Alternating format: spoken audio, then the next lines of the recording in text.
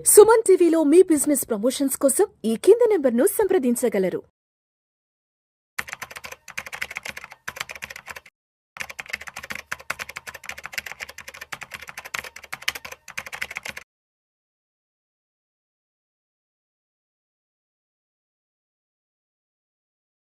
ప్రేక్షకులకి మీ రామచంద్రమూర్తి నమస్కారాలు. ఇవాళ ఈ వీడియోలో మనం గోల్డ్ ధరలు ఎలా ఉన్నాయి, బంగారం ధరలు లక్షకి చేరువలో ఉన్నాయా, లక్ష ఎప్పుడు అవుతుంది అనేది చాలామంది అడుగుతున్నారు. అసలు గోల్డ్ ఈ లాస్ట్ 10 days నుంచి ఏం జరిగిందో చూద్దాం. So first time March 18th 90,000 దాటింది, టచ్ చేసింది, 90 మార్క్ టచ్ చేసి అక్కడి నుంచి ఇప్పుడు 89,000 దగ్గర క్లోజ్ అయింది. సో లాస్ట్ 10 days చూసుకుంటే March 17th 89,560 దగ్గర ఉంది. అలాగే March 18th 90,000 టచ్ అయింది. అలాగే March 20th కూడా 90,660 దాకా వెళ్ళింది. తర్వాత March 21 19,220 దగ్గర ఆగింది. March 22 వచ్చి 89,780 దగ్గర ఆగింది. అలాగే March 26 89,040 దగ్గర ట్రేడ్ అవుతుంది. సో ఇప్పుడు ఎందుకు ఈ గోల్డ్ ఇంత ఫాస్ట్గా గ్రో అయింది అని చూసుకుంటే లాస్ట్ 3 monthsలో విపరీతమైన గ్రోత్ వచ్చింది. 3 months బ్యాక్ మనకు తెలుసు ఇది 70,000 72,000 దగ్గర ఉన్నది, హఠాత్తుగా వచ్చేసింది. దీనికి ఇంటర్నేషనల్గా కూడా మేజర్ రీజన్స్ ఉన్నాయి. ఇంటర్నేషనల్గా అదివరకు 2,400 2,500 ఉండేది, ఇప్పుడు $3,000 దగ్గరికి వెళ్ళిపోయింది. ఎందుకంటే విపరీతమైన యుఎస్లో ఇన్ఫ్లేషన్, అలాగే అవుట్ సైడ్ వార్స్ జరగటం, అలాగే మార్కెట్స్ ఫాల్ అవటం, స్టాక్ మార్కెట్స్. దీంతో ఆల్టర్నేటివ్ ఎసెట్స్ కింద గోల్డ్ని ఎక్కువ మంది బయింగ్ చేయడం జరిగింది. దానివల్ల అంటే బ్యాంక్స్ కూడా గవర్నమెంట్సే గోల్డ్ కొంటున్నారు.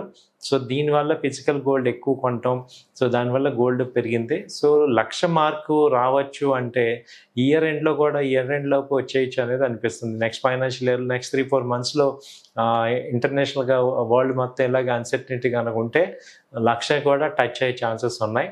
సో గోల్డ్ అయితే బై అండ్ డిప్స్ లాగా చేసుకోవచ్చు. ఇప్పుడు ప్రజెంట్ 89,000 ఉంది. సో 89,200 దగ్గర ట్రేడ్ అవుతుంది 24 క్యారెట్. సో ఈ రకంగా గోల్డ్ నెక్స్ట్ ఇప్పుడు ఏ రకంగా కిందకి వచ్చే అవకాశాలు ఎంతవరకు ఉన్నాయి అని చూసుకుంటే జస్ట్ ఒక 3,000 తగ్గే అవకాశాలు ఉన్నాయి తప్ప అంతకు మించి మేజర్ ఫాల్ అయితే ప్రజెంట్ అయితే కరెక్షన్ ఎక్స్పెక్ట్ చేయట్లేదు. వీక్లీ చార్ట్స్ అన్నీ కూడా గోల్డ్ మీద పాజిటివ్గానే ఉన్నాయి. సో ఈ గోల్డ్ని మనం ఇప్పుడు ఇన్వెస్ట్మెంట్ పాయింట్లు ఇప్పుడు కన్సిడర్ చేయొచ్చా, ఈ రేట్లో కూడా కొనొచ్చా మనం అని అనుకుంటే ఏంటంటే కొంత అమౌంట్ ఇప్పుడు ఈక్విటీ మార్కెట్స్ రేజింగ్లోకి వచ్చాయి కాబట్టి ఈ కొంత అమౌంట్ గోల్డ్ కూడా ఇన్వెస్ట్ చేసుకుంటే బెటరు.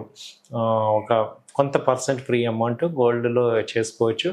సో ఇది కూడా 1 lakh టచ్ అయ్యే అవకాశాలు కనపడుతూనే ఉన్నాయి. ఈవెన్ దో కొంత తగ్గినా కానీ మళ్ళీ పుల్ బ్యాక్ పుంజుకుంటుంది.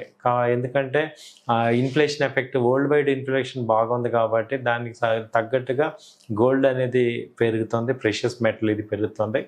అలాగే ఇప్పుడు సిల్వర్ని చూసుకుంటే సిల్వర్ కూడా గోల్డ్ కన్నా ఎక్కువగా పెరుగుతుంది. ఇప్పుడు ఆల్రెడీ 1 lakh టచ్ అయిపోయింది 1 kg.